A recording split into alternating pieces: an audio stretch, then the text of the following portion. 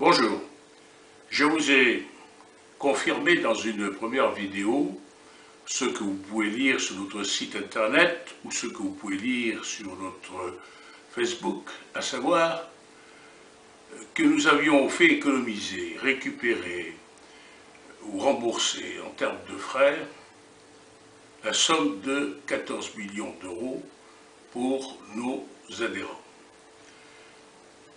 Et cela grâce simplement à quelques bénévoles qui s'occupent des dossiers. Ce ne sont pas des juristes, ce ne sont pas des professionnels. Bien sûr, les professionnels sont aussi là, mais ce sont de simples bénévoles. Mais en créant la PNACAB, on n'a pas voulu créer seulement une association de défense. On a surtout voulu créer un lobbying. Un lobbying, c'est-à-dire un groupe de pression qui puisse agir au niveau de l'État, au niveau de l'opinion publique pour faire changer les lois. Si vous voulez défendre dans le domaine bancaire ou dans bien d'autres domaines, si vous voulez défendre un individu, il faut d'abord défendre la collectivité. Il faut que les lois soient adaptées. C'est pourquoi il est très important de faire du lobbying. Les banques d'ailleurs ne s'en privent pas.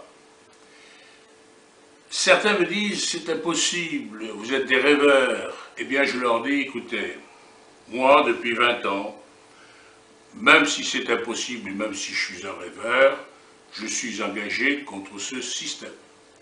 Et je constate des progrès importants.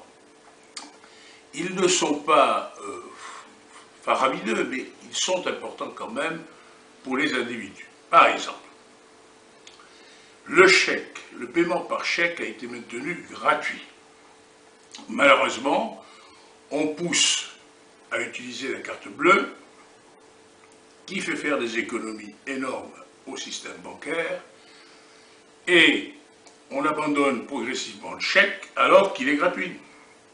Alors que c'est un usage gratuit. Or, la carte bleue, elle vous coûte de l'argent, elle rapporte beaucoup aux banques, et celle-ci facture les commerçants. Donc, je veux dire que c'est une très mauvaise solution pour le client et pour le commerçant. Voilà.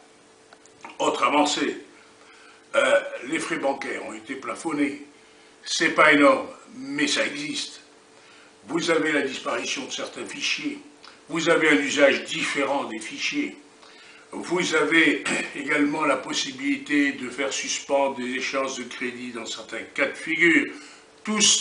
Toutes ces évolutions ont été obtenues par les différentes associations qui se battent quotidiennement pour obtenir une amélioration de la législation. Il ne suffit pas d'avoir une amélioration, il suffit d'avoir un changement, c'est-à-dire de retrouver, en gros, la réglementation qui existait il y a 30 ans en arrière, où on n'avait pas tous ces scandales et où tout marchait pour le mieux.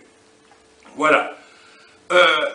Bien sûr, sans pression de la rue, on n'arrivera à rien, puisque nous savons bien que les hommes politiques, les élites françaises, comme on dit, les élites que j'appelle oligarchies, sont toutes liées. Elles ont fait les mêmes écoles, elles ont fait, elles se marient même entre elles s'appartiennent à peu près aux mêmes familles, elles n'ont aucun intérêt à faire changer les choses parce que tout cela leur apporte de toute façon.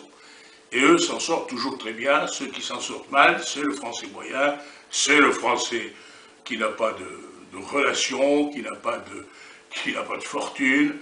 C'est encore plus mal pour celui qui est ce qu'on appelle des spigards, des RMistes ou des pauvres gens qui ont des difficultés. Alors, il vous reste une arme, c'est l'arme du peuple, c'est l'arme du regroupement, c'est l'arme de la puissance du nombre qu'on peut opposer à la puissance de la finance. Je vous assure, ça peut marcher, mais il faut que vous vous réveillez et que vous rejoigniez les rangs de ceux qui se battent déjà depuis 20 ans. Merci, à bientôt peut-être.